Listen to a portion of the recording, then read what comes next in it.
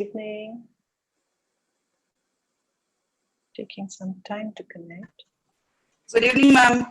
Very good evening.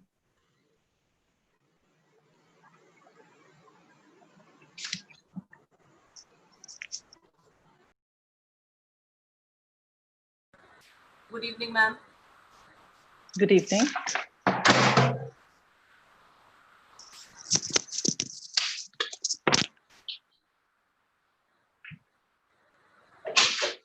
Order.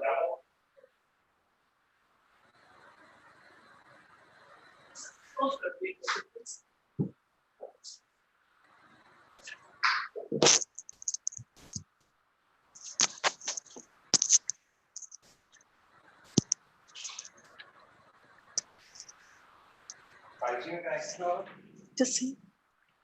Yeah. Yeah.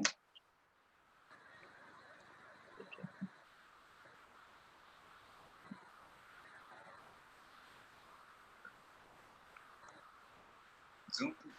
Oh. एक बार आप क्या? बंद और फिर से लीव करके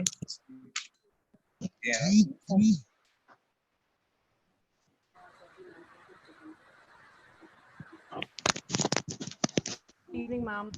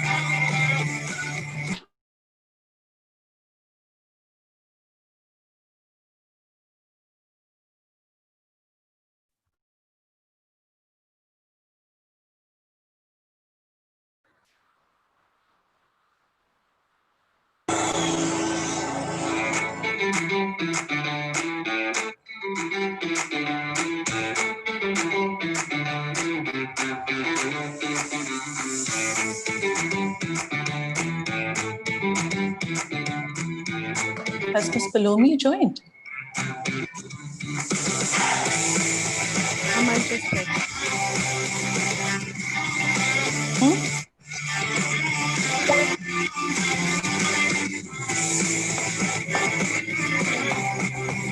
You can see her. Yeah, she's there. Is she there? Okay. Yeah.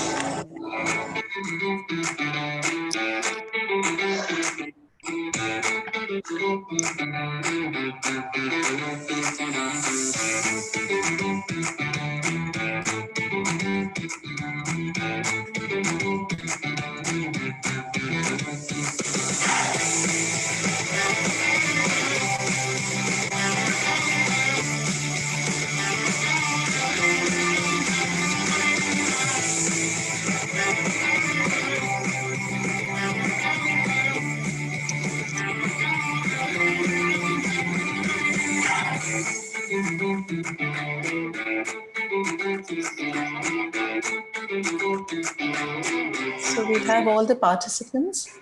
And is Ma'am Batra also here? Yes, ma'am.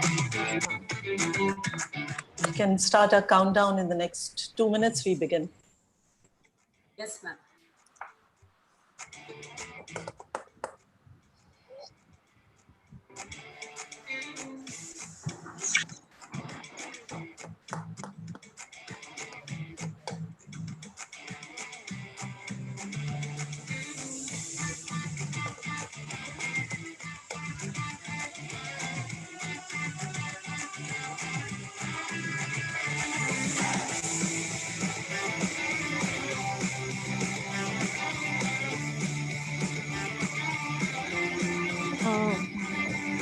Ma'am,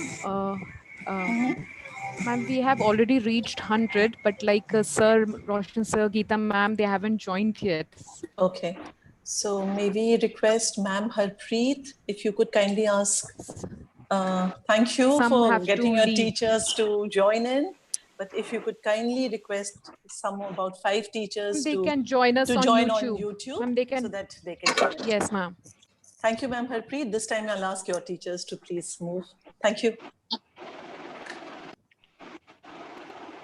Tulika ma'am, are all the speakers in? Yes, ma'am, the speakers are in, participants are in. And I was just checking that only. okay.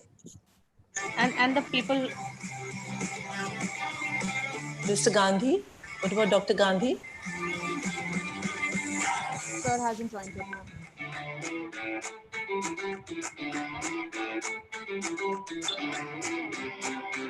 Prabal, can you check if all the speakers are there?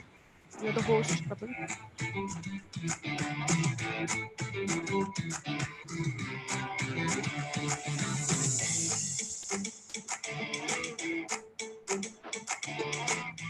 Kanad, you there? Oh, yes, I ma'am. can I'm see here. Kanad.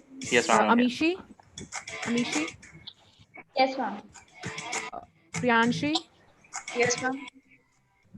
Anahita? Yes, ma'am. Gargi? Yes, ma'am. Yes, okay. Yes, ma'am. The speakers all are here, ma'am.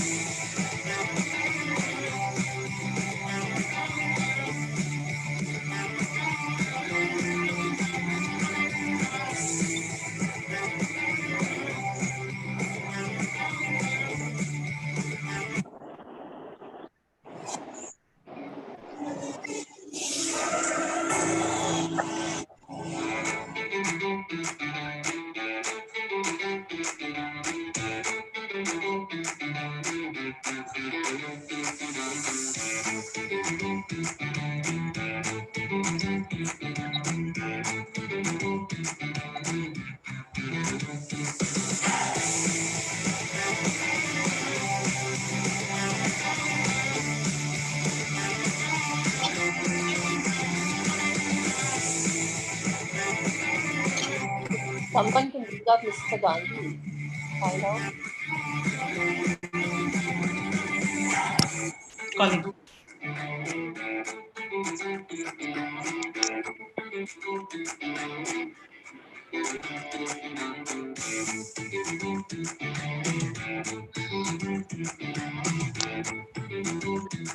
Maybe we can begin, and as soon as he joins, then he can address the audience in between.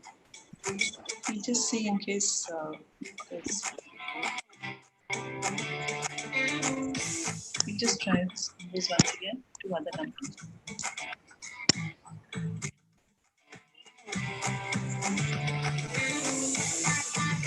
Ma'am, we have again reached 100 participants. Now, who's not been able to come in? Ma'am, like nobody from the management has yet joined. Oh. That's the thing, yeah. Students. So if we have students from the Cambridge section, can you all move out and watch on the YouTube, please? Only those who are asking the questions, they can stay back. Yeah. For few, around 10 students could move out.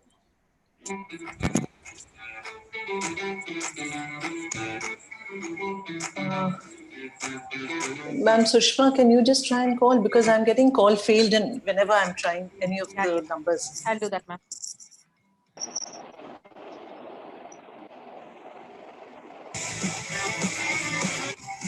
So we still have 98 speakers. 3, 4, 5 more should leave.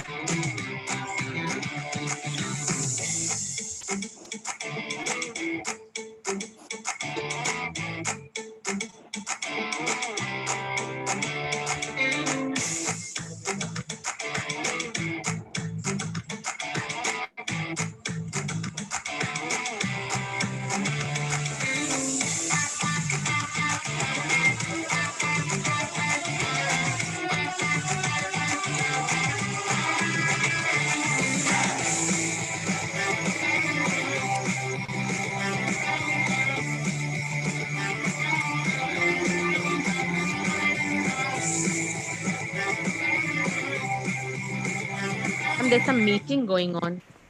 Okay. So they're all inside. That means Okay. they'll join later. Yeah. So that's what Prashant said. Spoke to Prashant. Doesn't matter, let's begin. Yeah, let's begin. Join us in between.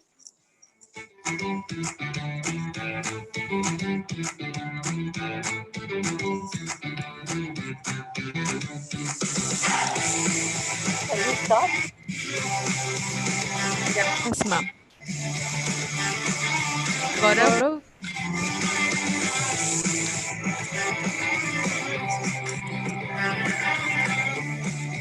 Gaurav, you can stop playing the video. Yeah.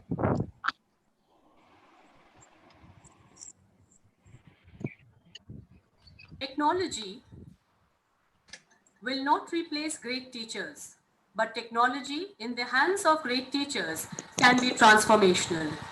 Good evening and Jai Jagat, ladies and gentlemen. I welcome you all to this special event organized by City Montessori School, Gomtinagar Extension. According to Vanessa Vega, Edutopia research analyst, I quote, at the heart of effective technology integration, technology offers opportunities to be more actively involved in the learning experience. Unquote. Therefore, we can very well say that the generation of today is here to explore, experiment, and evolve as better global citizens, a concept that our school so very well envisages. The TED Club was introduced in City Montessori School, Gomtinagar Extension last year. Our constant source of motivation and inspiration for this club were our respected senior principal, Ms. Manjeet Batra, respected Principal, Mrs. Sangeeta Banerjee, Mrs. Sunita Dwivedi, in charge Senior Section, and Mrs. Sushma Rajkumar, Coordinator, Cambridge Section. Ms. Tulika Chatterjee, the school councillor, has played a major role in getting this club into a formal shape. And last but not the least, our students who have worked tirelessly day in and out to get this event into shape. A special mention to Gaurav and Prabal, our technical support team members, without whom this event wouldn't have been possible. Great leaders don't set out to be a leader. They set out to make a difference. It is never about the role, but always about the goal. With these words, I now invite our respected principal, Mrs. Sangeeta Banerjee, to address the gathering. Thank you, Ma'am Indrani. A very good evening and Jai Jagat, everybody. On behalf of our senior principal, Ma'am Manjeet Batra, and the entire team of the TEDed Club, I welcome you all to this very special edition of TEDed Unlocked 2020. I once again wish you all a very, I'm sure it's going to be an extremely engaging session, and I'm so happy that you're all there with us. I welcome all the students and the teachers who are in our midst, and very shortly, we will have in our midst our founder manager, our respected CEO and President, Dr. Geeta Gandhi Kingdon, as well as our Director Strategy, Mr. Roshan Gandhi Faroohi. Many principals from other campuses will also be joining us at different times.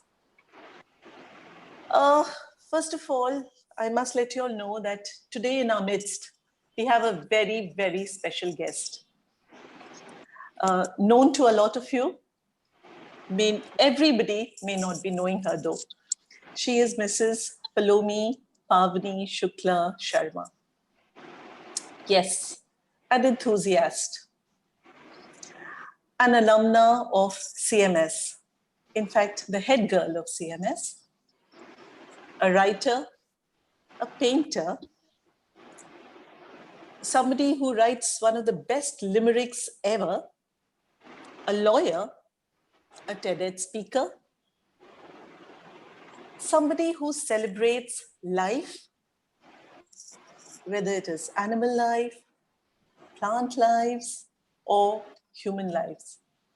Passionate about just living and celebrating the beauty of life. So first of all, thank you so much, Palomi, for consenting to be with us. We look forward to an engaging and a happy, positive interaction with you. So, dear audience, TED. TED stands for T is technology, E is entertainment, D is design. TED, TED. And TED's Youth and Education Initiative, which celebrates the ideas and knowledge sharing of teachers as well as of students world over, is known as TEDed. So over the years, you all know that TED has become extremely popular world over and almost become a household term used by everybody. We all hear a lot of TED Talks. So what is TED? TED is a platform. TED is your story. It's my story. TED is your experience, my experience. TED is your journey, my journey. Because each one of us are traversing an extremely unique journey as well as moving forward in this life and with all our different experiences. So when our counselor, Ms. Tulika Chatterjee, brought forth this idea, the Cambridge section and we took it on instantaneously. We said, yes, bingo, we must have a TED club. Then Ms. Tulika registered for our school to become a member of the club. And finally, in September 2019, we got the license for TED. December 2019 was our first maiden venture into TED, when our children had the platform to speak on environment issues during our International Environment Olympiad, IEO. And now we are back with our second edition of TED Ed Unlocked, Revolution 2020 and beyond. Our students are highly motivated and they're waiting in the wings to share their thoughts with each and every one of you all. So once again, I thank you all for being here in our midst. This is a completely student-led and student-driven endeavor where voices are heard and ideas unleashed. Thank you very much for being with us. We all look forward to another very engaging session. Thank you, and Jai Jagat. Thank you so much, ma'am. Palomi Pavani Shukla Sharma is a lawyer, writer, a humanitarian who is profoundly committed to the cause of orphans in India. Strenuously researched and wrote a book called Weakest on Earth, The Orphans of India. And may I present the book, if you could all see. This is a beautiful book with lovely pictures, with a lovely writer, and it has been published by Bloomsbury, endorsed by luminaries from all fields. As a lawyer, Pavani has worked with Mr. Kapil Sibal and Justice J.K. Gupta. The cause for which she had been working was widely appreciated. Palomi is a proud CMS alumni of Gomtinagar Campus 1 and is also a TED speaker. She was the head girl in her school. I would now request Palomi to say a few words. Good evening. It is an incredible honor, and immeasurable pleasure to speak CMS in the CMS forum today with all of you. As today we're talking about education, it seems almost fortuitous for me to have this conversation at a place that has shaped me and my life so much, with the people that affected me very, very deeply. Let me begin by telling you a little bit about myself. I went to 13 schools in 8 cities before class 12. Then I went to Wharton School to study economics, and I came back to India to study law afterwards. While I was practicing law, I finished my master's in economics, and I'm working towards my PhD now. In the meantime, I wrote a book on orphan children in India and lobbying nationwide. The same rights and benefits as any other. This isn't me telling you about my resume, but a little more context about what I'm going to be speaking today. At the end years of your school time. And recently, you've had to face the most unusual and scary year of your lives. How and what you have known, that sense of familiarity, has suddenly been taken away. Well, that is disturbing. There are lessons to be learned here. Lessons I believe that have helped me and a lot of my peers along our lives, and that we all learned in our own little ways. The future of education is no longer prescribed. This pandemic has shown that education can change at the drop of a hat. It has a million parts, and the only thing certain about the future of education is that it is uncertain, and it is waiting for all of you. Here is what I am. The first thing is, don't take yourself too seriously. Your academic, your goals, your friends, your boards, they all seem to matter a lot right now.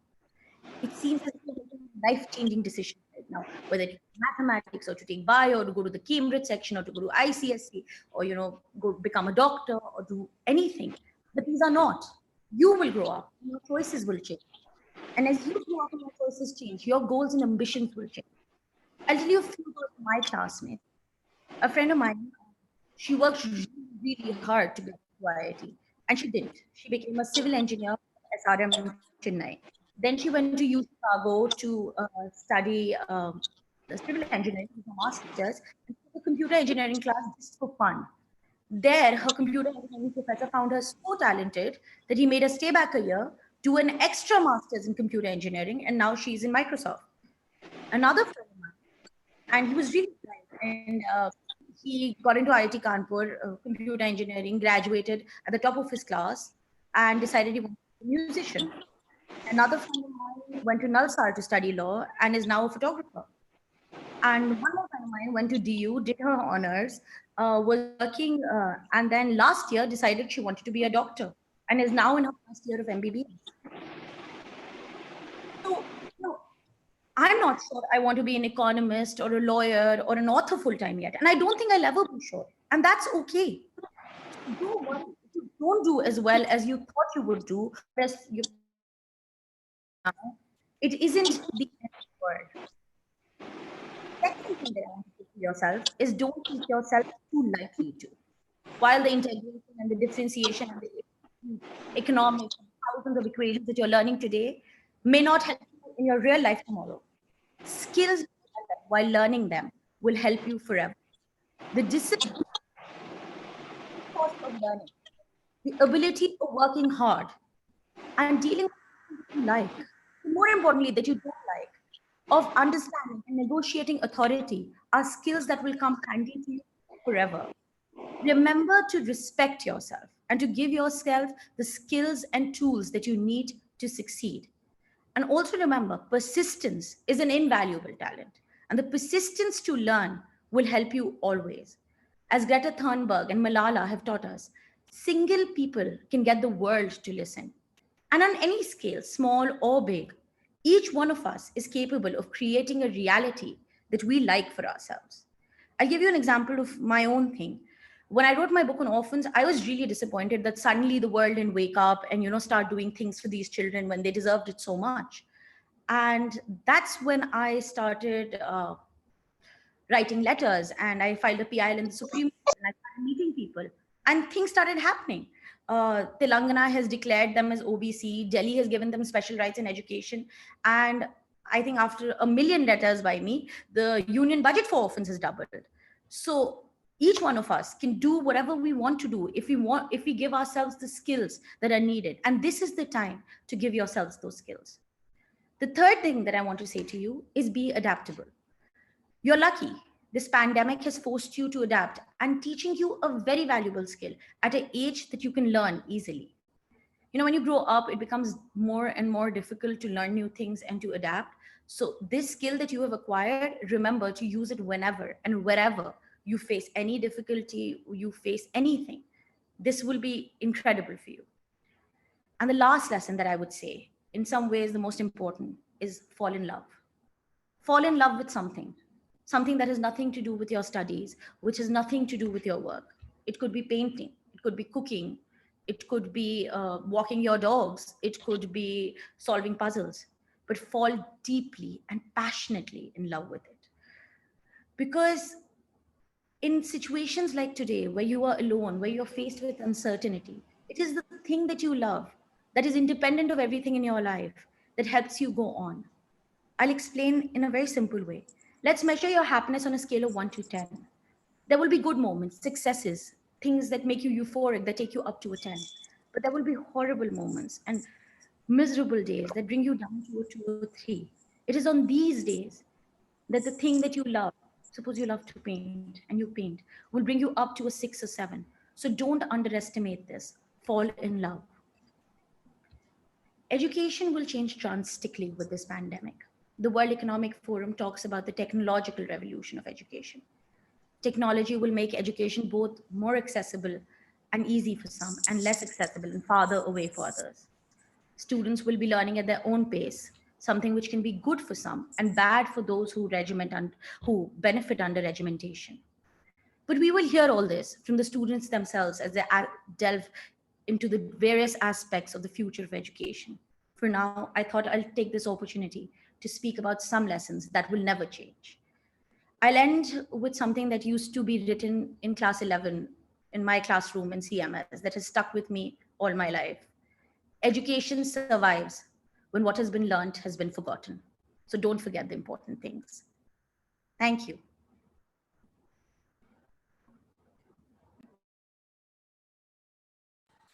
Very well spoken, Palomi. Thank you so much for those words. An eloquent English teacher, Miss Namrata Dutt, was a part of the teaching fraternity of City Montessori School, Gomtinagar Campus 1, and she happened to be the class teacher of our esteemed guest, Palomi. I would now request Miss Namrata to share her views and in case she has some questions for our guest speaker. Over to you, Namrata. Good evening, Namrata. Good evening, good evening, good What a evening, pleasure. everyone. Or should I just say Jai Jagat, What a, Batra what a, ma'am, Ramvi sir, Sanjay ma'am, what a Geeta ma'am, pleasure Thank to you, have sir. you. Yes. So happy to see yes. you. And don't you It's think really Palomi very was hard. marvelous? Your student was marvelous, Absolutely, wasn't she? absolutely, absolutely. Well In fact, the proudest moment for any teacher is to see her children, rise and shine to this level. So And true. I dearly, wish the same. I'm sure Anubhav is doing very well. Same goes for Sagar. So all my dear students. Yes. So it's really very heartening to see everyone safe and good at this time. Now moving on to Palomi, Yes. congratulations to you. You've always been a consummate master storyteller, if I may say so.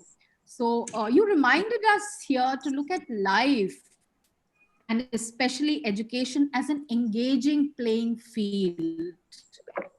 Sincerity helps, not seriousness. We need that reminder always. Follow me. Thank you. Also, the fact that one needs to build on the muscle of personal tenacity through hard work and adaptability in the face of flux that this generation Y is facing. So, thank you for those things.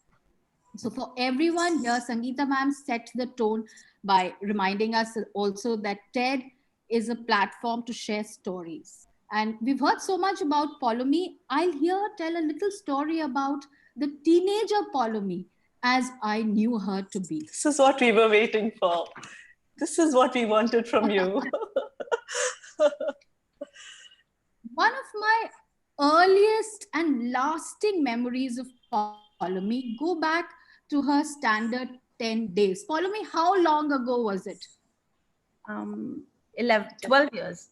12 years, more than a decade. I guess it was a poetry lesson. And there was this enthusiastic girl sitting on the front bench, doodling away merrily in her book while the teacher figure was teaching poetry. Okay. She was also talking, taking turns to whisper in the ears of her partners. From time to time, she would whisper, bend and whisper. Now, all of us here know that teachers have very fragile egos. And I was duly appalled at this audacious girl. So I dug into my repository, threw out a googly of a question at her, at this cheeky female who dared to defy the teacher. Pat came the answer. Thoughtful, observant, and an answer that had insightful appreciation of the poem. She had not missed a single word of what I had said. And she further amplified it with richer nuances. It was a lesson for me as well. I learned to appreciate the multitasker, impatiently curious learner in front of me. Throw a challenge, and one could see Palomi focus, and she would get into it with all her energies. In fact, in school, her platter was always full. What with a million extracurricular activities that she participated in, irrespective of the outcome. Batra ma'am probably will vouch for that now. When in school, She was religiously completing her journals. Now, don't get me wrong, they were never her own journal. They happened. I mean, she did that too, but she was always busy helping her friends because Ptolemy was always extremely generous towards people she cared for. She was also capable of taking her flock along. I see, Ptolemy, that the choices that you made later in life were in resonance with the core values that you had back then. I'm sure, like me, all your teachers can see those sterling qualities shaping you into becoming Ptolemy, the champion of the weakest on this earth, the orphans. Thank you so much. So now, So- Ptolemy, one question. I'm Yes, sure that in your journey, you have come across many failures as well. Nothing comes so easy, right? So how important were those lessons that shaped you into becoming what you are? And what would you tell the students who are here to deal with failures and challenges? So failures are, I'm inherently a very competitive person. For somebody like me, failure is very difficult. So I'll speak about two very distinct failures, one in my professional life and one in my personal life. When I became a lawyer, the first case I was assigned to was to defend a girl from a murder charge. And this girl had murdered her father, and allegedly because he was raping her. I found myself to believe the girl, and we had proof. And as it was, I lost the case in the High Court, even though I worked really hard for it. And it was very heartbreaking for me. Uh, and that girl also gave up fighting the case, everything. She was like, it's fine, I'll stay in jail. And the other personal failure that I had, I wouldn't call it a failure, but a personal setback that I had is in 2018, when I was suddenly, my life was coming together and everything was happening. My husband had a brain hemorrhage at the age of 30. And I was looking at a future of being a 26-year-old widow, which was interesting and scary. In both those things, there are two lessons that I learned. One, which I think is very important to talk about, especially since suicide has become a topic of conversation today. People say failures are lessons to learn of, but that doesn't become immediately clear to anybody.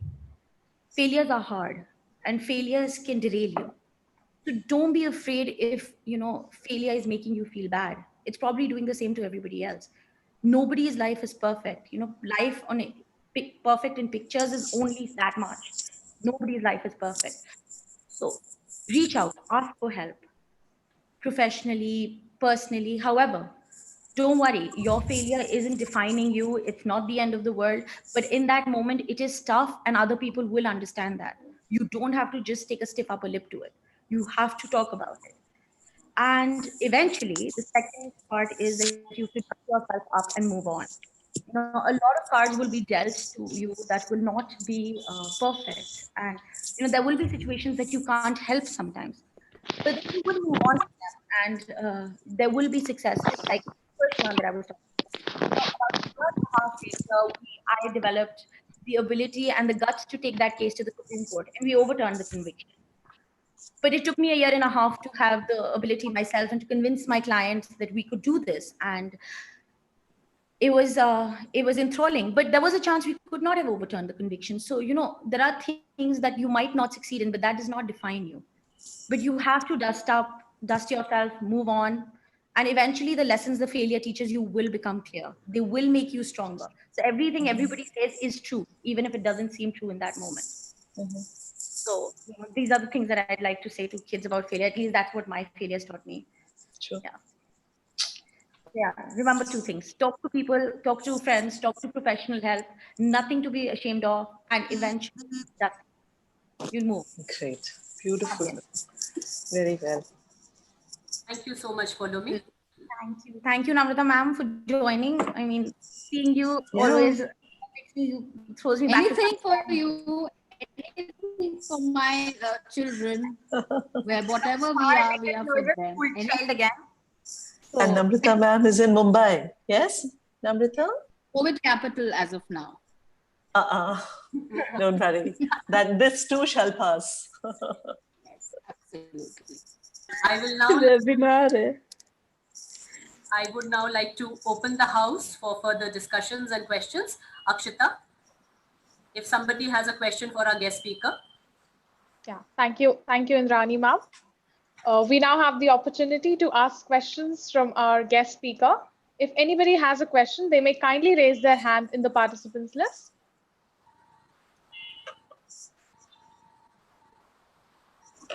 Miss Ishita Shukla has a question. Please go ahead. Thank you, Akshata. So firstly, thank you, ma'am, for your inspiring words. You have been a vital source of motivation for all of us. My question to you is, being a lawyer, you have a really busy schedule. So how do you manage your professional life and the social services you do for the society? And what keeps you inspired all the time to work for others? Thank you for the question. I don't personally think that managing time is too much of an issue if you are really passionate about what you do. For me, my choices are very clear in the sense that the work that I do to help others is more important for me personally, because when I'm not talking about it like a social worker, like, I'm helping society, gives me a sense of satisfaction which is greater than, maybe fighting a corporate case. So once my priorities become clear, I know how and when to divide my time. That being said, I have a very tough boss, so sometimes it's tough, but it's also a great learning experience. Time is something I've learned to manage through a lot of things. I've been in a long distance marriage for a very long time, so that is the more difficult management of time rather than what I'm working. But then I choose to do what I feel is important at that particular time, or takes priority, and go after it in a very dedicated manner, and then try and catch up with everything. Of course, I mess up a lot, but I try. Thank you, ma'am, for your answer. Thank you, ma'am. Thank you so much. I think we can take Miss Palak's question next. A very good evening, everybody. And thank you, ma'am, for such an enlightening talk. It was really a pleasure hearing you. So my question for you is that in your book, Weakest on Earth, Orphans of India, you have beautifully captured the pitiful conditions under which the orphans are forced to spend their entire lives. And it is also quite evident that they have to go through a lot of problems. So can you please suggest us some ways in which we as students can be of some help to these children? Thank you. When I started working with orphans, I realized that a lot of people want to help, but they don't know how. And that's when, questions like yours came forward a lot. A lot of us spend our birthdays or festivals in orphanages giving them food. But one realizes that orphans who've already reached institutions don't really need the food. What they need is a lot of other things. For example, they need companionship. So, students like you who have more resources and more awareness, even if you do the simple thing of going to an orphanage and talking to these children, maybe, teaching them how to use the internet, because a lot of them never known that, telling them what opportunities they can avail of, that is a humongous task. Another very small thing that you can do is when you're walking or you're shopping and you meet these street children, right? A lot of them are kidnapped, a lot of them are orphans.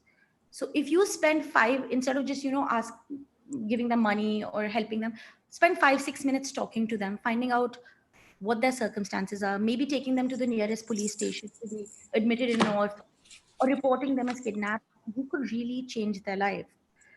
There is so much to do because their lives are so very deprived, that you can contribute in any way that you want. You can contribute by mentorship, you can contribute by paying for their school fees, you can contribute by donating your old school books, you can contribute in any way. And while you may not be able to change the world, like I like telling people, you can definitely change the world for one child. That's wonderfully said. Thank you so much, ma'am. Palak, may I just add a little bit to what Pulomi Sure, ma'am ma'am. just Sure. answered? I know Pulomi ever since I think she's born. And we all know Fun Republic, yes? So ma'am. we used to go there quite often to watch movies or shopping. And if I'm sure all of you have recollections of some children selling balloons outside Fun Republic. And they keep coming to you and saying, "Man, please, please, auntie, please le lijiye, please le lijiye." Do you all have such recollections? Yeah. All Yes, of ma'am. us do. We've all seen those children. Very, very beautiful, good-looking children. And Pulomi was one child who's always been with us, who would go up to these children, spend time talking to them, getting to know where they stay, which school they are studying in. She's helped educate some of them. Apart from that, she would always buy all their balloons. And we would have a car full of balloons where we didn't have place to sit really, but she insisted that these are little ways in which we can help. So that is how this sensitivity, when I said celebrating life and celebrating every form of life, that is how we have seen her growing and evolving with this beautiful sense of loving people around her. So I wanted to bring in this little input about her. Thank you so much, Thank ma'am. you. Thank you so much, ma'am. And I'm definitely looking forward to do all these little things. The last advice that I keep somebody told me is that people forget that orphans are human beings. They look at them as either objects of pity but objects is the word. Operate. Remember that these are kids and they want toys and they want to play and they want to have dreams like all of us. So if you keep remembering that, I'm sure you'll do great things for them. Thank you. Thank you, ma'am. Thank you, ma'am. Thank you so much. Those were some really beautiful tips. Do we have any other questions for ma'am? Yes, Mr. Ujjwal, you can ask your question now. Thank you, Akshita. Good evening, ma'am. Thank you so much for the lessons you have taught us. I really admired your talk, especially for the very fact that you spoke about the most basic intricacies that we all face in our lives. And definitely, I think it's important to address. So, on this very note, I would like to ask you that what that what kept you motivated during your growing years, and also it'd be wonderful if you can suggest us some tips to stay motivated in this pandemic. Thank you. So, motivation, a lot of people say that self-motivation is a thing that exists. I am not very aware of that because I feel that motivation is something that you have to keep looking for. And all throughout, for me, it was always simpler to have small goals that kept me motivated. Whether it was, I was the kind of nerd that studied for English language exams, not literature, language. I would practice preces. Okay, so I used to have small goals that would keep me motivated in that time, small achievable targets which I knew that I could do next and next and next and next. And that sort of helped me from two things: a, that I'm a huge procrastinator. If I got the time to waste, I would waste the time. And b, that I have a very easily distracted mind. So if I that is what helped me do this during this pandemic. We were at home, we had nothing to do, so me and my husband, we decided to have small targets. So we made a website in Hindi for corona, for staff members and other people who were not English spoken, and we made a training app for doctors, which was launched then by the chief minister of UP, none of which we had planned, but it was just something to do. And personally, I think that's what has kept me motivated a lot, is to find small things that I can do that need to be done, and divide them into easy doable tasks, and just try and achieve one task every day, every hour, or whatever I think should be the time. That at the end, if you do that and you get up in the morning and you do your daily task, you basically have the whole day to waste. So and you feel good wasting it. So that's Thank you so much, ma'am. So cutely answered. Take a lot from you. Thank you so much. Thank you, children, for those perfectly asked questions. Our respected founder manager, Dr. Jagdish Gandhi has always been a constant source of motivation and inspiration for all of us here at St. Montessori School. I would now request Sir to bless us all and this event with his words of wisdom.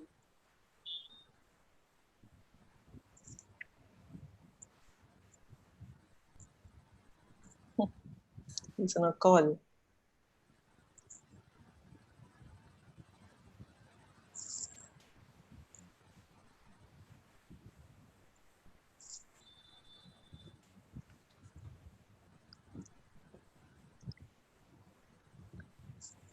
So kindly unmute yourself.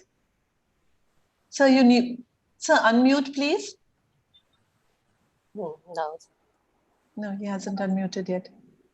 So please We unmute. can't hear you, sir.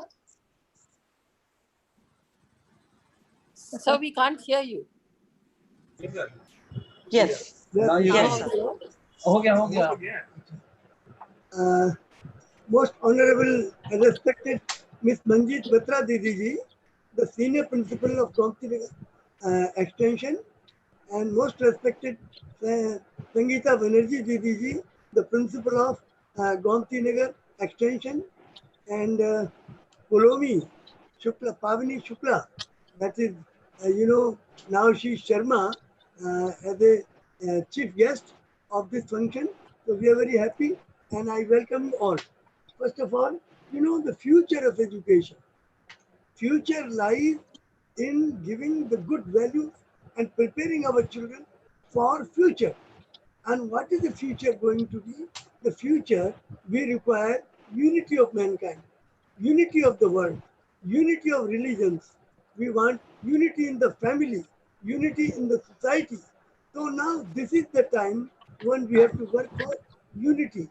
That is the future of education, that our children should get this kind of education, that they start the concept of unity in their heart, and they right from the beginning they work for unity, and unity is the basis of all peace, because the peace is a byproduct of unity, and the the fruit of peace grows on the tree of unity.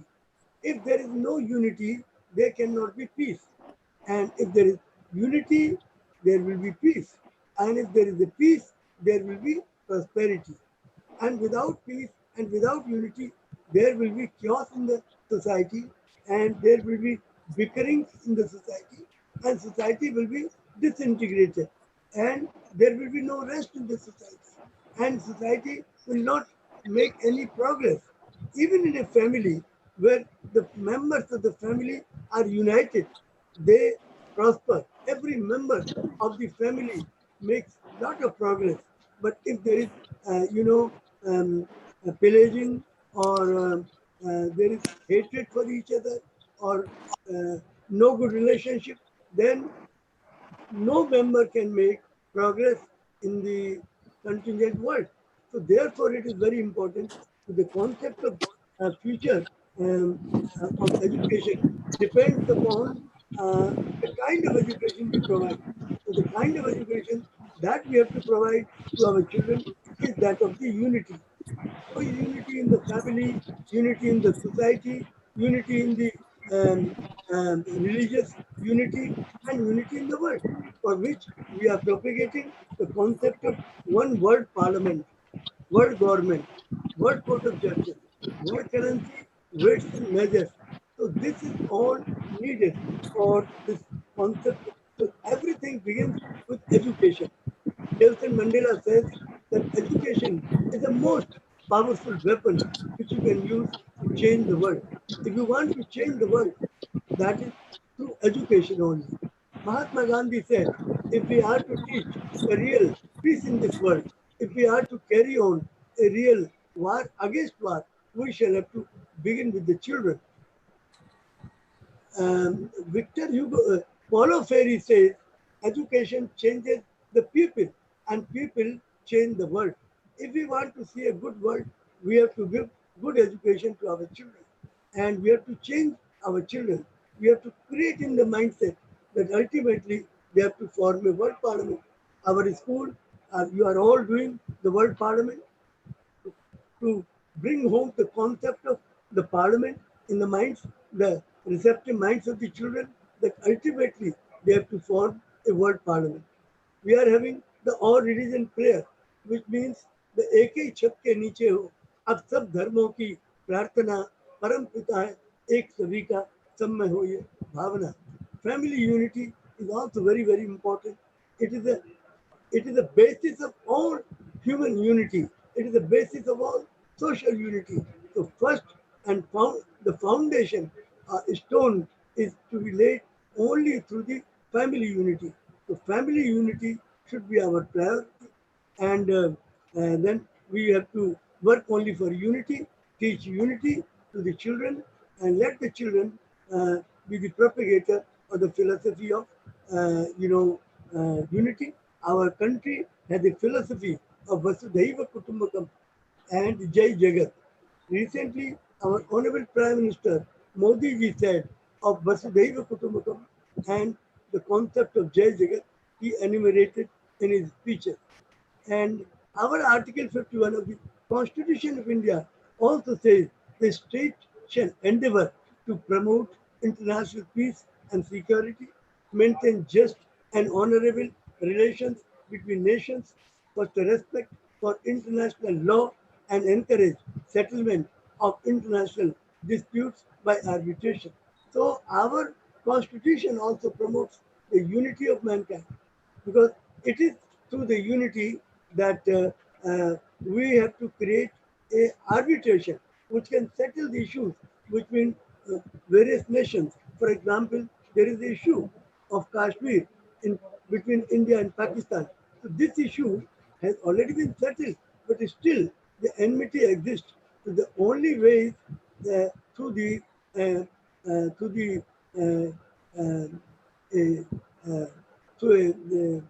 arbitration. But who will do the arbitration? United Nations is beset with 5 veto powers: America, China, Russia, France, and England. These are the 5 veto powers. Because of these veto powers, United Nations cannot take any decision, because the United Nations is divided into 5 power blocks, and they're all, differently. They think differently. They act differently. So no unanimous decision can be taken, and this is one of the reasons that it is the issue of India and Pakistan is very old, about 70 years old, but no decision has been taken by the United Nations till today. So is the war between Israel and Palestine, Iraq or Iran, North Korea and South Korea, no issue has been settled by the United Nations, because of the fact that United Nations is not one organization which is united. The name is United Nations, but the United Nations is most disunited organization, where there are officially 5 veto powers. They are official. This kind of organization cannot be the arbitrator. Therefore, we have to create a world parliament, for which we are working. So thank you very much. I congratulate respected Batra Didi ji, respected Sangeeta Didi ji, for organizing this meaningful event on future of education. So thank you very much. God bless you all who are participating. And Kulomi has been our bright student of Gomtinagar 1. She has been a student of Batra Didi and Sangeeta ji, and she is the chief guest today. So we are very proud of Kulomi that she has come as chief guest. Thank you very much. That's true. Thank you, sir. Thank you. Thank you. Thank you very much, sir. Thank you, sir, for that constant upliftment that you give to all our humble efforts. With this, I would now like to hand over to Ms. Tulika Chatterjee, TED leader and our school counselor. Thank you so much, ma'am. Good evening and Jai Jagat to one and all present here. I welcome you all to the second edition of TED Ed, the TED Ed Unlocked. In the spirit of ideas and lessons worth spreading, TED created TED Ed that exists to magnify ideas and celebrate the views of students all around the world. TED Ed is a platform of schools, a self-organized event that brings together children to have a TED-like experience. TED Ed at Gomtinagar Extension aims to reflect ideas, curiosities, imaginations, and inspired thinking of a new generation of millennials, presenting to an audience committed to engaging and re-engaging in an active and meaningful manner with the students of our generation. We started this because we believe in the power of our ideas of our students, that it can bring a change, and strength of stories that it can pave ways for a brighter future. So now let's get ready to hear our speakers. In the spirit of spreading ideas, members of the TED Club have come together to share their views to something which we all relate and are involved very deeply, the education sector. This pandemic has changed the face of education. Therefore, the topic for today's event is Revolution 2020 Future of Education, where the speakers will throw light on the changes the education sector has undergone and the future of it. Now, I would like to call on Akshita Singh, a moderator for the evening and a member of the TED Club, to take over. Thank you. Over to you, Akshita. Thank you, Talika ma'am. Change is the law of nature, but habits die hard. Our first speaker, Mr. Kanat Pandey, is here with a thought that our first speaker, Mr. Kanat Pandey, is here with a thought that the kind of revolution this pandemic has brought in the entire educational sector is what should have been brought long ago. Over to you, Mr. Kanat. Thank you so much, Akshata. Good evening and Jai Jagat to everyone who has joined us here today. I believe that the best way to communicate any idea is through stories. And that's how I would like to begin. Just a few years ago, Daniel, the son of a UK-based entrepreneur and a rather famous Quora personality that I really like, Asim Qureshi, became the youngest person in history to clear the UK JCSE in physics, which is basically the standard 12 level exam, with an A star at the age of 10. Now, before any of you starts thinking, God, another one of those annoying out-of-the-world kids that my parents show me YouTube videos of to make me feel guilty, let me just stop you right there. Daniel's a pretty normal kid. And it's not like he was studying 25 hours a day during those 5 months. In fact, if we are to believe his parents, he studied for like 3 hours a day and spent most of his day playing football. Then how on earth did he manage to do that? That's not the right question to ask. The right question to ask is, why don't more people do that? I mean, we already have the resources. If you have an internet-enabled laptop or even a cell phone, you already have access to the world's finest educational resources, the best books, the best lectures, the best set of practice questions. Why are we still stuck with our antiquated system when we already have the resources to enable students to learn at their own pace, which can be as fast as, if not faster than Daniel's? The reason I see is because we're used to it. That's what our neighbors do. That's what everybody does. That's what we've always done. And it's natural to be apprehensive about changes this revolutionary, no matter how promising they may seem. But right now, this pandemic has broken the system and our habits. Every student across the globe has been forced to learn from home. Educational institutions have attempted to maintain continuity of learning for most students, but it's starkly visible that they weren't exactly prepared for this. Despite their earnest and most sincere efforts, it seems that we haven't really been able to do much beyond conducting classes on a streaming service instead of a classroom and sending homework on WhatsApp instead of paper. Basically, mangling the traditional system of education to fit on a digital screen. Of course, it's better than nothing, but there's just so much more that we could be doing. E-learning can be the most fun, engaging, and interactive way of learning so far. Instead of a folder full of videos and PDFs that we are making it out to be. The educational institutions must ask the question, what if something like this happens again? Now is the time for each school and each university to start developing their own e-learning platforms. Of course, we can't change the system. Of course, we can't expect the system to change magically once the lockdown is lifted. But in my estimation, it's not unreasonable to expect these e-learning platforms to be better integrated within the traditional system, so that if something unexpected happens again, chaos doesn't ensue the way it did this time. This integration would also help familiarize students with digital learning and make their parents more accepting of it. This would have the immediate benefits that I just told you about, besides becoming a bridge between the traditional system of education and a more personalized self-learning centric model of education, a prototype of which was implemented by Daniel's parents, making education better, less stressful, and more fun for each child. Thank you. Lovely. Very good. So Thank you. Yeah, keep going. education, Kanad is right. Education with its new available tools has become more about the learning. And it is true both ways. For teachers, it is helping teachers access and explain better, have, videos and information that they can give to their students to help them and teach children to learn at their own pace. And for children, not just to, study, but to actually understand topics.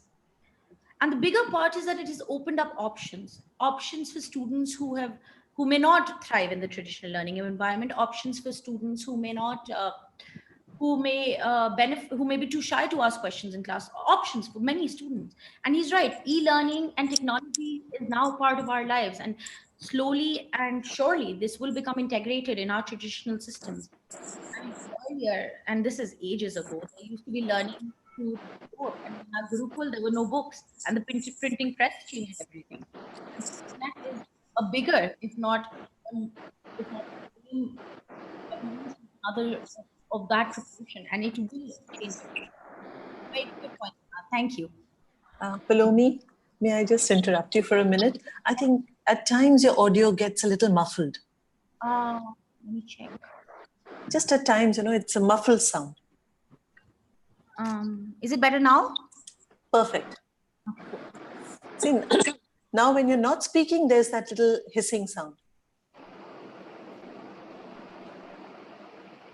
Better now? Is it still there? Okay. Great. Thank you. Thank you, Ma'am Palomi and Mr. Kanath, for those lovely insights. When we take technology and mix it with art, we always come up with something really, really innovative. Let's see what our next speaker, Ms. Amishi Puri, has in store. Over to you, Amishi. Thank you so much. Good evening, everyone. Isn't it a beautiful day? This question generally has two answers. One, it's such an awful day. I wonder why people even go out. And second, it's such a beautiful day. The sun is shining, the flowers are blooming. What I'm trying to say is that there are two kinds, optimist and pessimist. Being an optimist will lead you to success, innovation, new ideas. But being a pessimist will lead you to nothing but disappointment. In every situation, we have these two choices. It depends on us, what we choose to be. The year 2020 has seen many ups and downs like any ordinary year. But this year will be recorded in the pages of history because of one thing, coronavirus or the COVID-19. I'm not going much into detail about the virus because thanks to our beloved Smithsonian, we know almost everything about the virus. From let's say the number of cases in India to number of cases in abroad, the mask in fashion, the companies that are making masks, you name it, and we know it. Isn't it amazing?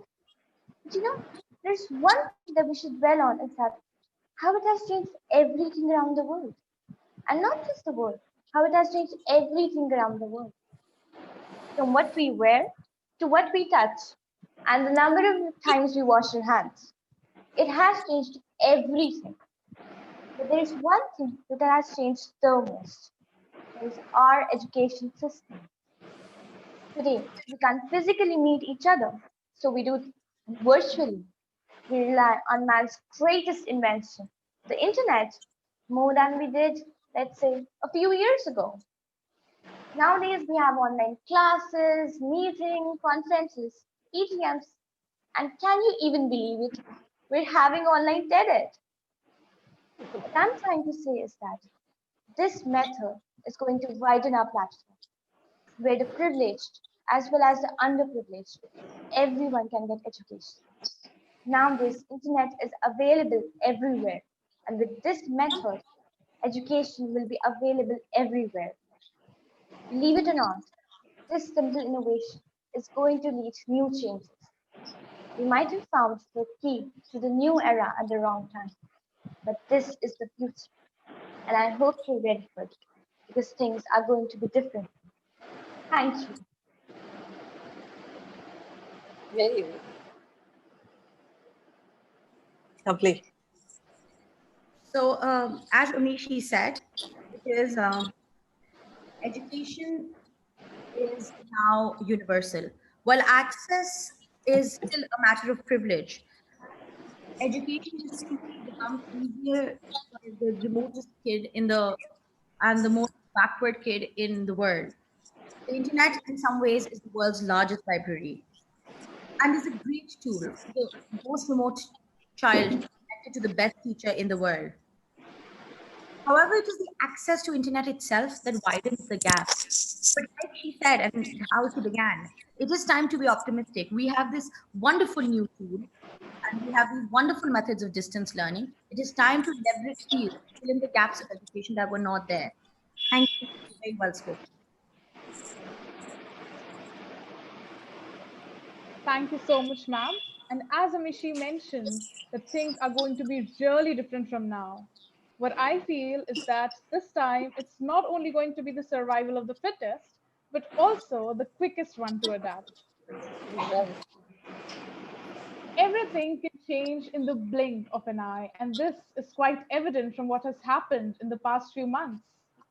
And even though technology has not let our lives just stop, but there's always a glitch with it. So let us see what our next speaker, Ms. Priyanshi, has to tell us. Over to you, Priyanshi. Right. Good evening, everyone. So, a few months ago, none of us would have ever thought that our lives would be identified into chunks or periods, pre COVID 19 and post COVID 19. And in this intermediate state of a lockdown, all of us are desperately trying to adjust and adapt in this world characterized by stillness. And like all the other systems of the world that have been affected, the education system probably took one of the biggest blows. Schools all across the planet grappled at technology and started online classes to facilitate continuous learning. But while the virtual presence of a teacher is not as satisfying as the real one, it is still probably the best option we've got. But keeping this problem aside, we forgetting that right now, education is only being imparted to the privileged ones, privileged people who own smartphones. I would say that this is nothing but Darwinism in the process. Privileged people with resources and money are going to come out of this lockdown telling stories about how they got time to work on their hobbies and stuff. But the underprivileged people, their stories are going to be very different. And unfortunately, they can't even get something as basic as education right now. The lockdown stopped our worlds and gave us time to think about what went wrong. Now, I guess none of us would ever be able to lie about what we would do if we just had the time. And I'm sure many of us realize that our education system definitely could use a lot of modifications. One of them would be ensuring that technology that facilitates learning is available to all classes students so that education never has to stop. When one gets proper education, he can do something that is not labor's work. And that would be the first step in improving the quality of life in our country. Another thing in regards to education would be changing the way we learn. In India, most of what we study is about learning up stuff and then putting it down on a piece of paper. But I think it's time we change that.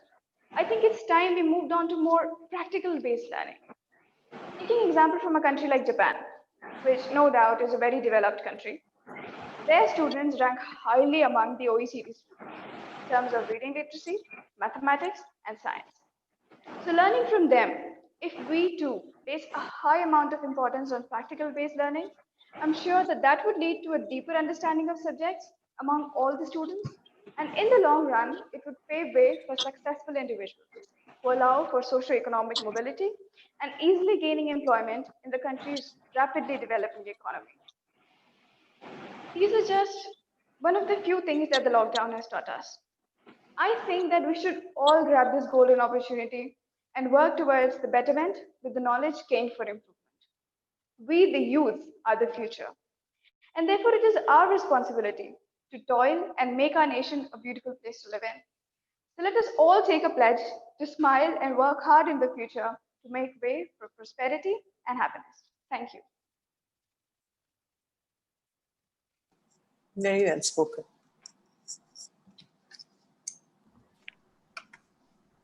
Priyanshi has made some very, very good points. There's a very famous saying that says, when you have privilege, don't make your fence higher, make your table longer. And it is in these times that, when we start assuming that technology is all pervasive and education is suddenly accessible to all, then one remembers that there are people who don't even know what technology is. There are about 400 million people in India who don't even have a smartphone. That's about 1/3 of our population. And they have no access to these information. But we have to look for solutions in the current problem. For example, it may be easier to put a smart TV in a rural village than to set up an actual school and to connect it with a school. We did a small experiment in Lucknow.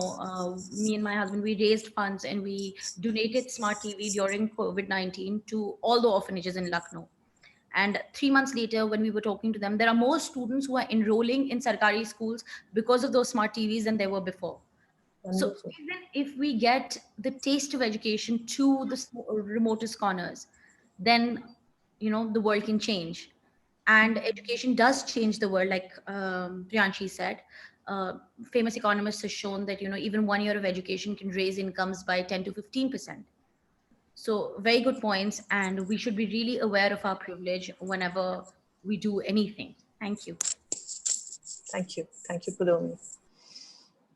Very true, ma'am. Thank you so much. I would now hand over to Sushma, ma'am. Akshita, we will continue. Roshan sir has agreed to stay for a little longer. That's so nice of him. Thank you, sir. Thank you, Mr. Roshan. Thank you for staying on.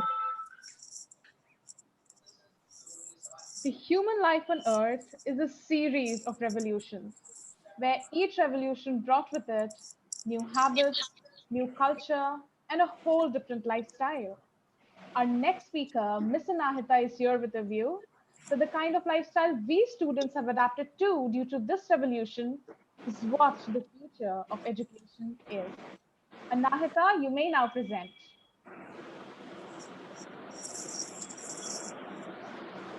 Thank you, Madam Moderator, and a very good evening to all those present here today.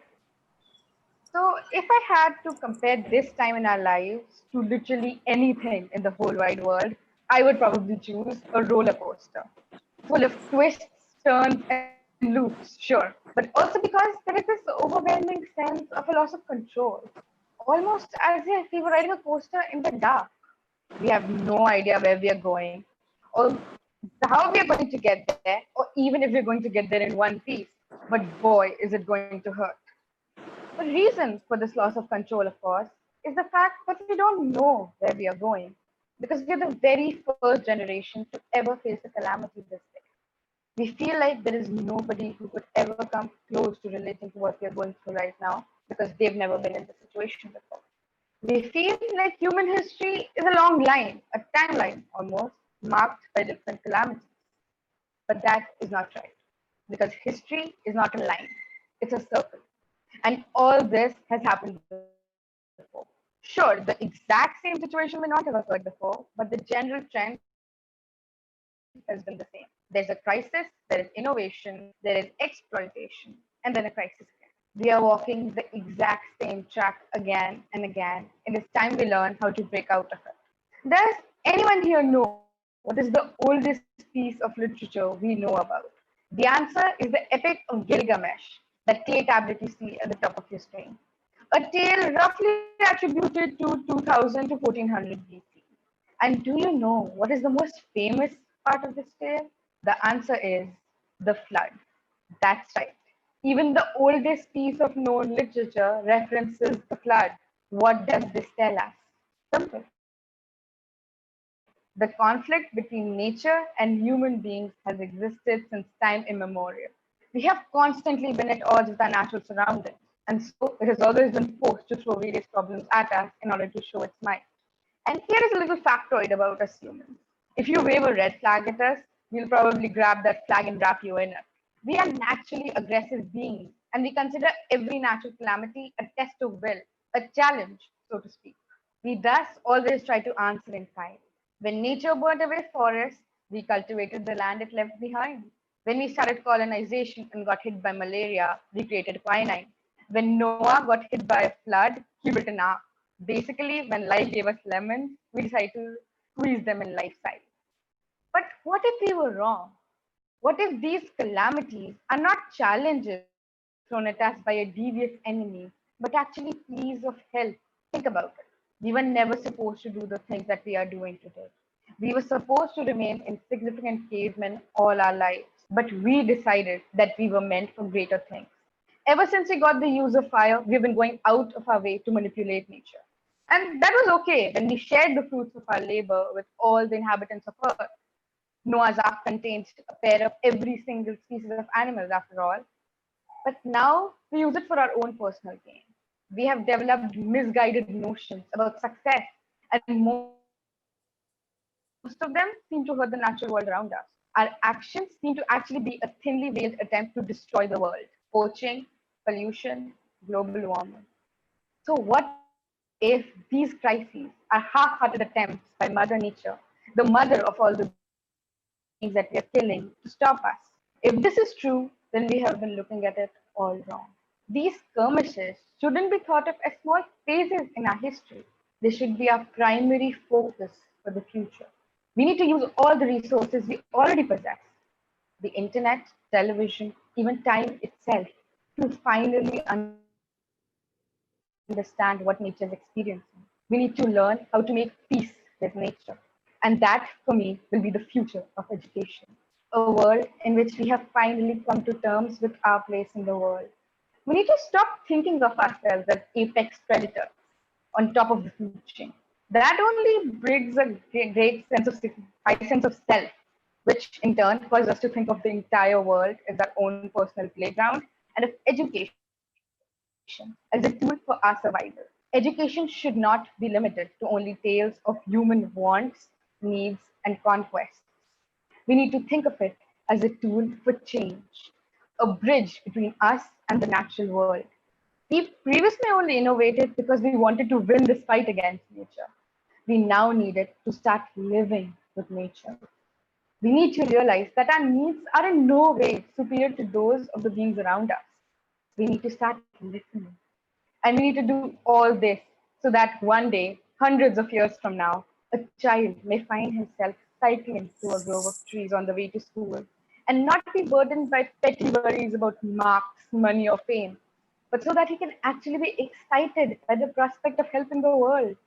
We need to do all this so that that child can finally look at the past and not be ashamed of his ancestors and the pillage of the earth's resources.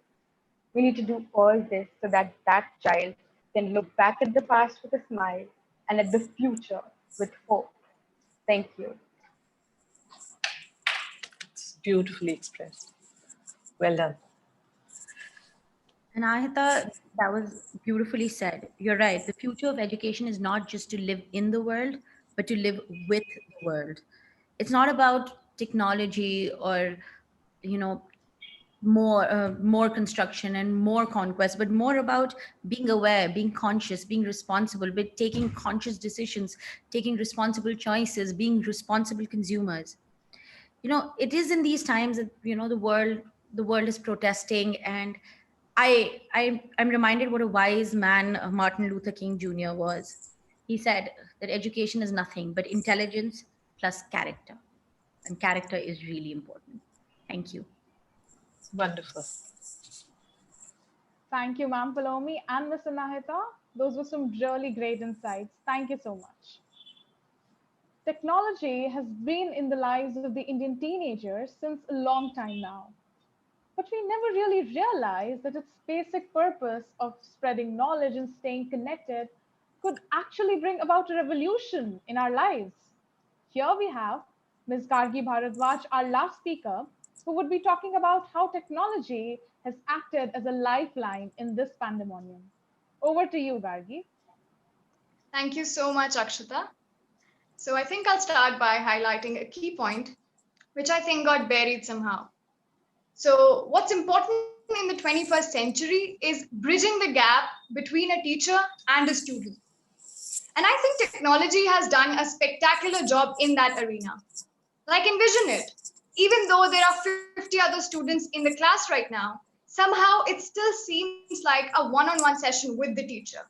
For me personally, it has given me the courage to ask questions which I would otherwise, in a normal class environment, hesitate to ask, and helped me get clarity in my subjects. Even right now, it's like I'm chatting with you all personally. Another major advantage, which I think technology has given to our student folk, is diversity in learning resources. We're not dependent on just one person or a group of people for our information and our learning. Technology has offered us dozens of resources to learn from and to sort of bulk it all together and reap the best from everything. And this was just about the platforms of learning. But even the methods of learning have revolutionized. Like, for example, let's say we're studying computer programming. It is not some explaining on a lifeless wall and we have to do it on our systems ourselves. No, the teacher's system is actually visible to us, and equally too. What I mean to say is that incorporation of actual images and diagrams and videos instead of lifeless diagrams will obviously help students understand better. And what's even better is that it will also heighten their interests in the subjects. Now, adding this pandemic to our picture, which nobody had foreseen, I think we can all agree that our adaptability was challenged to the core. If I'm being honest, it did take a little while for everyone to get the hang of it, especially teachers who weren't already cozy with that type of technology and those that were naturally hesitant towards it. But now I think everyone will come out tech savvy. Familiarity with technology in teaching in today's age is especially important because we are not teaching for the past. We're teaching for the future. All in all, if we forget all the bad things, I think education system has been given a head start during this pandemic technology-wise. It's no denying the fact that this pandemic dramatically changed our definition of normal. So during this time, I think technology is the only thing that has been keeping things somewhat normal for the youngest branch of society. We were already using that resource, our generation being no strangers to technology, but now the purpose of it has slightly shifted. And if I may also say, improved. Education system, like any other system right now, is just trying to find a pivot to revolve around, to save itself from collapsing. And I think technology has proven to be a worthy pivot. Thank you. That's good. Kargi, very well said. Being tech savvy was something I think your generation grew up with, but the definition of that has changed. And technology has not become something that most of you just use to leverage for entertainment and fun and to break free, but actually for education, for learning. And you realize the value of that resource is such that I mean, just a joke. I mean, when technology becomes so much about learning, parents won't scream so much when you're on your phone. But still, to be able to use technology to learn, and this pandemic has given this wonderful chance for teachers to be able to use technology. And like you said, those who were actually hesitant, because as we move forward, technology is part of our lives. It is no longer magic. It is no longer things you look at and be like, oh, it's too distant from me. But it is part of our lives. And if teachers became savvy because of this, and students became tech savvy because of this. It opened up a shared platform, a platform of ideas, of exchange, which is personal yet public and beautiful. And it will help grow both teachers and students and bring them closer. Thank you. Very well said. Thank you. Thank you, ma'am. Thank you so much for your wonderful words. I would now hand over to Sushma, ma'am. Thank you, Akshita. Children, it's been a pleasure listening to you. And thank you, Palomi, for the wonderful insight into the person that you are. Uh, for the students, let me tell you, you have been real, you have been very impactful. Now for our next speaker. Our next speaker, uh, our next speaker's bio reads, determined to bring about universal access to quality education across India. And that is the very reason that he has been a very sought after speaker, especially on the virtual platform during this pandemic. It's always a pleasure interacting with him or hear him speak, as his speeches are generally designed to help the audience improve on what they do or, or the way in which they think. Please welcome our Director of Strategy, Mr. Roshan Gandhi, onto this platform. All yours, sir. Well, thank you so much, Sushma ma'am, for that very kind and generous introduction. And let me just say hello to Palomi, and thank you so much, Palomi, for very kindly joining us throughout this thing and sharing a lot of very valuable insights to each and every speaker. I'm sure they've all benefited a lot from hearing from you. I'm sure they must already know that you have a very impressive and wide background of experience and have spent time in the US and are involved in the civil service. So we're very grateful for your very kind presence today. Thank you very much for that. I'm sure the fellow educational leaders with me here today, Batra ma'am, Sangeeta ma'am, Sushma ma'am, I'm sure you will all agree with me that in order to be good educational leaders, we need to understand what the students themselves want and feel. We need to understand their own perspective on the education that they are receiving and the education that they should be receiving. And so I think this event has been an excellent opportunity to gain those insights from some of these incredibly bright students who have shared very succinctly, very effectively, with very clear communication, their perspectives on the education scenario today and how it needs to evolve and change. I think they've shared a lot of ideas which are actually genuinely very valuable for all of us to hear and to try to implement in the schools that we are involved in leading and running. So, I mean, I must confess that I actually, while listening to the speakers, jotted down a few notes because students have ideas. They have a real understanding of the ground reality. They know what they need and what the world around them needs and what their generation needs. And therefore, they're able to share insights which we could not gain otherwise.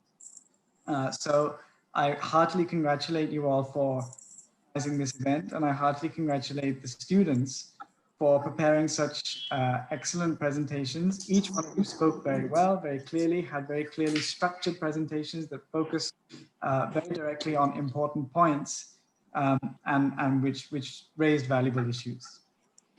So I'm very grateful to you for that, and I hope that we will create many more opportunities to hear the student voice and to understand the student's perspective on their own education and how we can go about improving it. So my hearty congratulations to all of you. Thank you so much for kindly inviting me and having me today, and look forward to further interactions of this nature. Thank you. Thank you so much. Thank you, Roshan sir. It's really, I'm so happy you could make it. And really, thank you. Thank you so much, Sangeeta ma'am. My pleasure. Thank you, sir. And I hand it over again to Akshita. Thank you, ma'am. Shall we now open the house for questions? Yes. Yes, please. So the house is now open for questions. The members who wish to ask their questions from the speakers may kindly raise their hands in the participants list.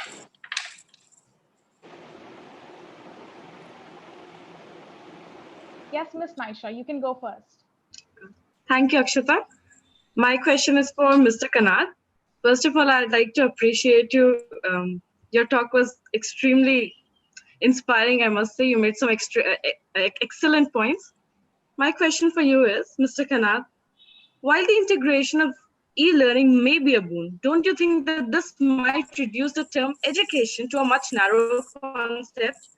We know that education is also about the physical, social, and emotional development of students. So don't you think that this system of e-learning might be too one-sided and non-interactive? Well, I believe what you're saying would be true if education was restricted to what happens in school. And I don't believe that's necessarily true, as our principal ma'am described today, that our guest, Ma'am Poloni, used to talk to the children outside cinema halls selling balloons. And I'm sure she would agree that it was an integral part of her education, and it was not part of the school curriculum. And I think it's also important to consider how Daniel's parents dealt with this problem. So Daniel worked part-time selling tickets at a multiplex, and he was also enrolled in a local football club. As I told you, he spent most of his day playing football. And in my estimation, playing sports and actually working in society are far better ways of becoming socialized and building character and personality that you're talking rather than just sitting next to people in a class and barely talking at all. And in fact, I might even argue that it's people in the traditional system that miss out on the kind of development and growth that you're talking about. Because sure, we have co-curricular activities like the one we're having right now, but out of the 45 students in a class, how many actually participate in those? So that's something to consider, and I hope that answers your question.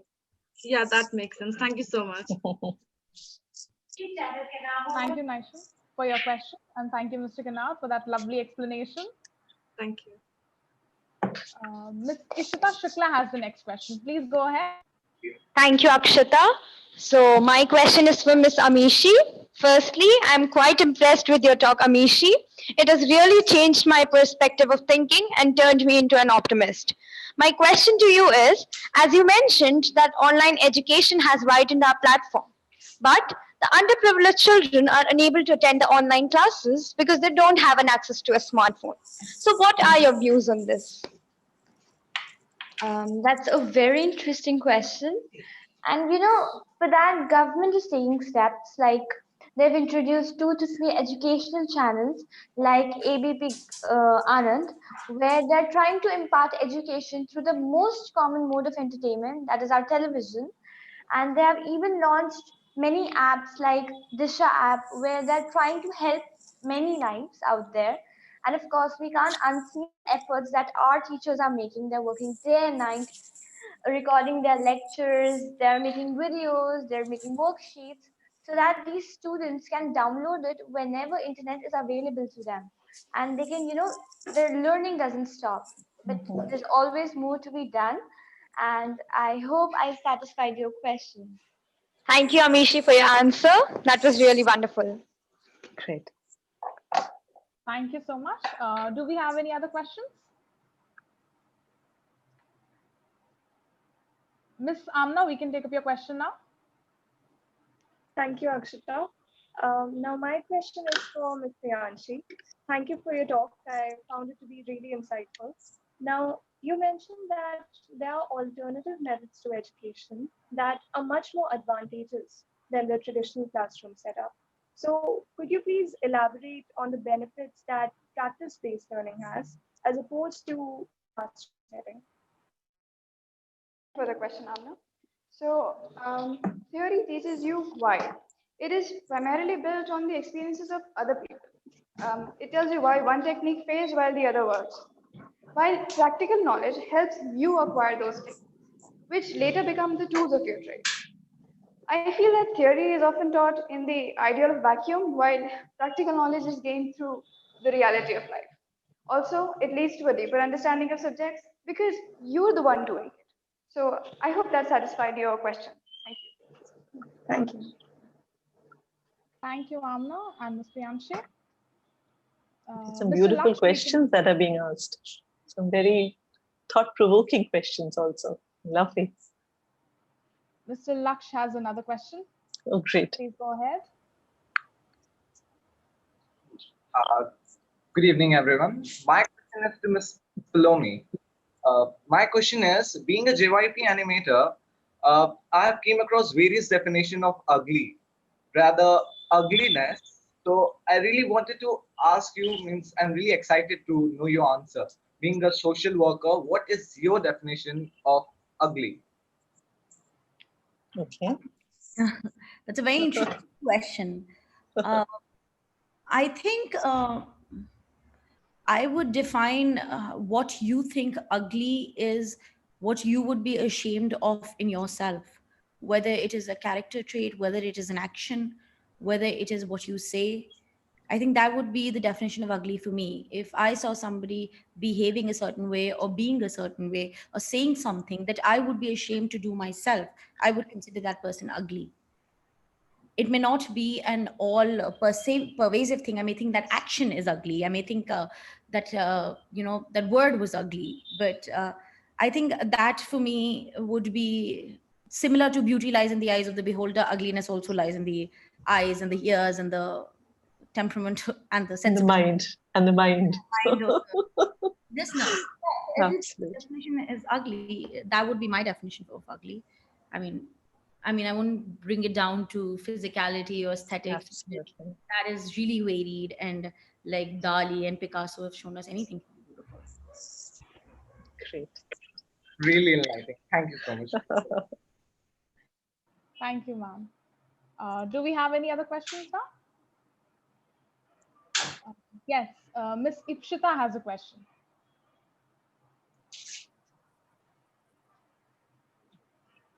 My question is to Ms. Nahida. First of all, I'd like to congratulate you. The way you delivered your talk and the points that you made were very impactful as well as relevant. However, I do have one question. You said that nature might be giving us signs, but even before we were here, nature was chaotic. For example, the disappearance of dinosaurs were definitely not our fault. As the law of entropy entails, there is chaos and order. So how can you back up your point that these calamities are really our fault? First of all, thank you so much for your question because I do believe this is a very popular misconception that needs addressing. So, yes, I would say that nature is inherently chaotic. We need to just embrace the chaos. But the question should not be can we fix nature's problems, or rather, it should be can we fix the problems that we're leaving behind? I'll try to frame it in a different way as well. Think of it this way, the earth is naturally chaotic, but it's all measured chaos because it accounts for all variables. It knows what it's doing. It would never do something to inherently hurt anything in the ecosystem. But we as a factor, as I mentioned in my speech, are something that nobody could have accounted for. We were just cavemen who were of no significance, and then suddenly we're doing these great things. So I do believe that has thrown Earth off her game a little bit. And more so, I think it's also a little bit rich for everybody to use the excuse that the earth already has problems when we are not even ready to take accountability for the problems that we have created. And the purpose of education should be in realizing that yes, there are constraints on our ability to change because the earth simply wouldn't allow us to rectify every single one of its mistakes. But we do have a choice in repairing what we have destroyed.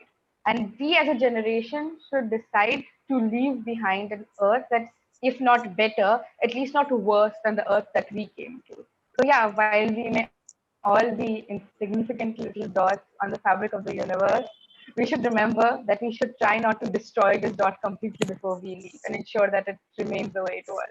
I hope that answers your question. Thank you. It does. Thank you so much.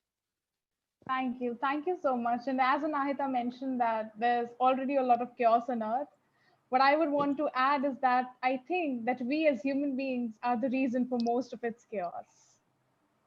We can take the next question if we have any. Yes. And we can be the reason for settling everything right also. Can't we? Etc. Yes. Right. Okay. Ms. Amna, please put forward your question. My next question is for Ms. Gargi. Now, you mentioned that online education has allowed us to accommodate our different interests and hobbies. So, could you please elaborate how this transition to online education has enriched our learning experience and has led to a more diverse experience in general? Thanks. Thank you so much, Amna, for that question. I think now a variety of interests can be accommodated. Students can learn more diverse skills beyond what the schools were providing before. They can, invest time in their own personalized hobbies which they like, and not a set of activities decided by somebody else for them. So I guess that answers your question. Thank you so much, Gargi. That was short and precise. I don't think we have any more questions. So with this, we come to the end of all the speakers. I would like to thank all the speakers for their lovely insights and giving a different point of view to today's topic, that is Revolution 2020, the future of education. I would now hand over to Sushma ma'am. Thank you. In a forum like TED, the key to success is good communication skills and clarity of thoughts.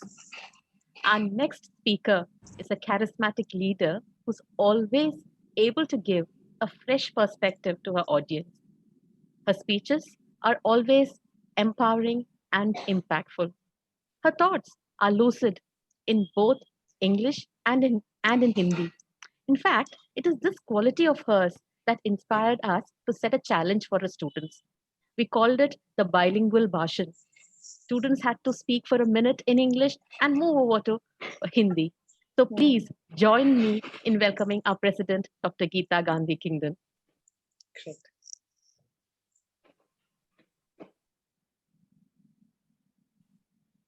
Is ma'am there? She's there. I don't see her. Ma'am did join between, ma'am. Yeah, she was there.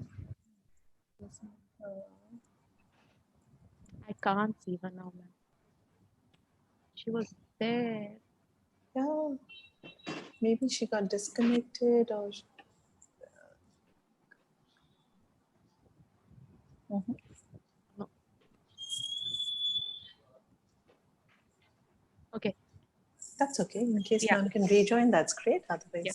So then I'll hand over back to Indrani. For now, yes. Yeah. Please.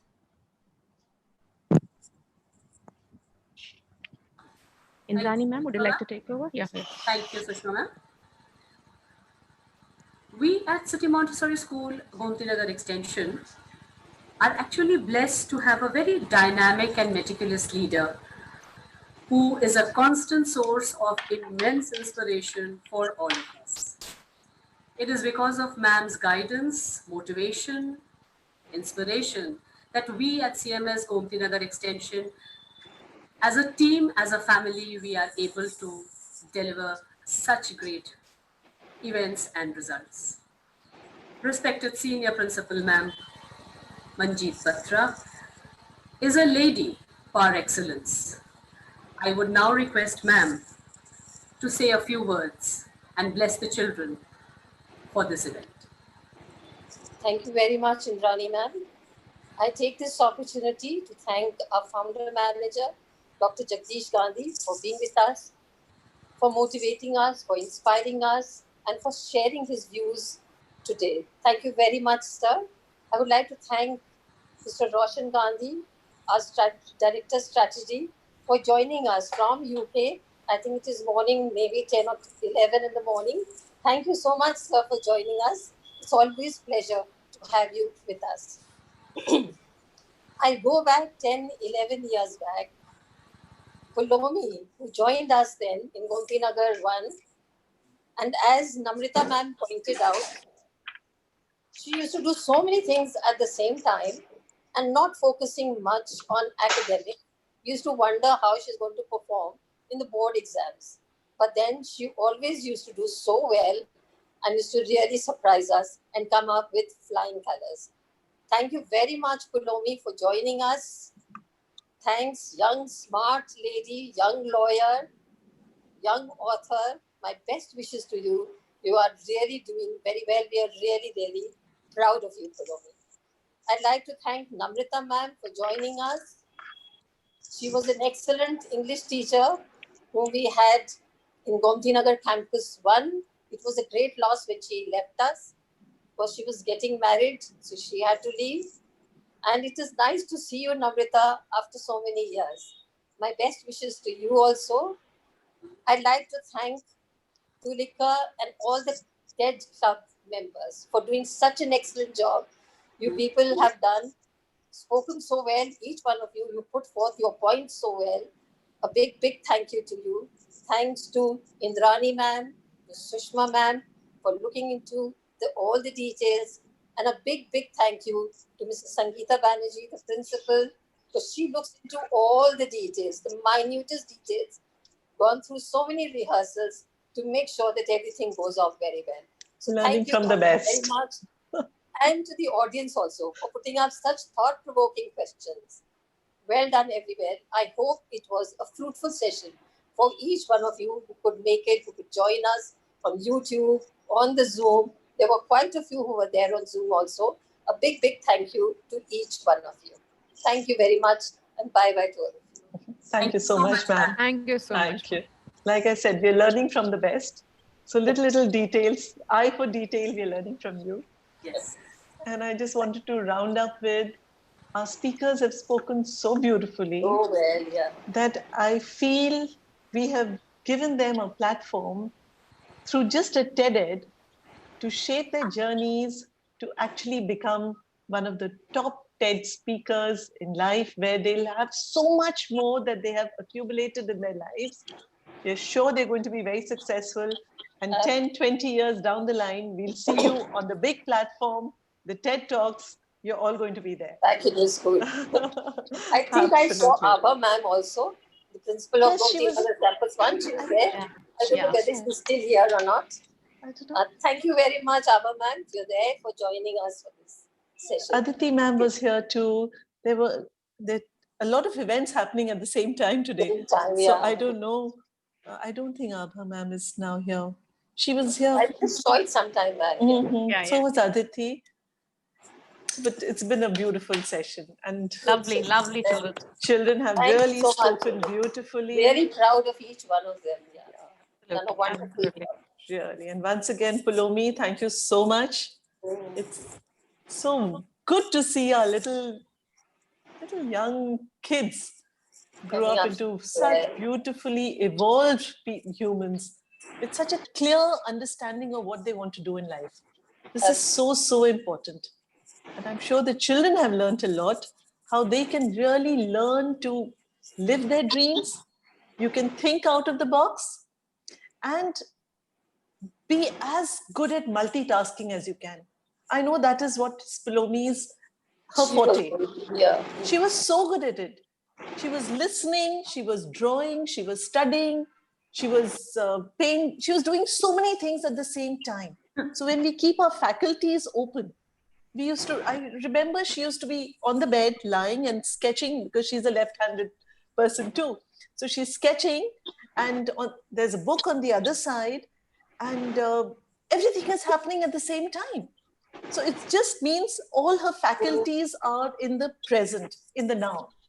And that is something that we all need to learn from. Thank you, ma'am. You're making me blush. Can I add a sentence here? Sure.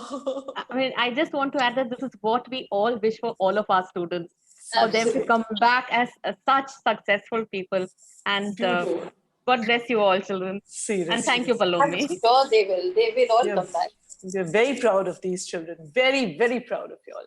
I am very, very thankful to Sangeeta ma'am and to Patra ma'am for getting me here. It's I had a weird nervousness when I got up today morning. It was almost like I was going back to school. You are back to school. Both in parts scary and exciting. I didn't know which day I would get into trouble. Yeah, we've seen you nervous before every exam, and we've seen you do the best in every exam. So that little knot in your tummy we know about. And kids now are so surprising, so talented. I don't remember having this kind of confidence when I was that young, and that is a great thing. I think they are going You've to always been a very good debater, Pulo. Oh, yes. Always a good debater. She'd gone all the way to Mumbai also. Yeah, the Frank Anthony. Yes, ma'am. Yes, of Yeah, course. for Frank Anthony. Yes, ma'am. Then remember, And was Mrs. Khatri, she had gone. yes, of course. And did she go to IIT Kanpur also for a debate? Yes, ma'am. We went for there was a You they went had to IIT Kanpur. IIT Yeah. Kanpur. We went. Yeah. Also, it was quite interesting. Gandhi sir sent me so many places. I went to Switzerland to give a speech at the World Peace Forum also. Yeah. Oh, Davos. No, it was No. the. Okay. Oh, wonderful. But it was amazing, and I'm very very grateful to everybody, and it's today I'm sure they're going to exceed all of us. Thank you once again. Best wishes to everybody. Thank you so much for joining us. We've thoroughly enjoyed our evening. It's been very, very beautiful. Enjoyable. Thank you.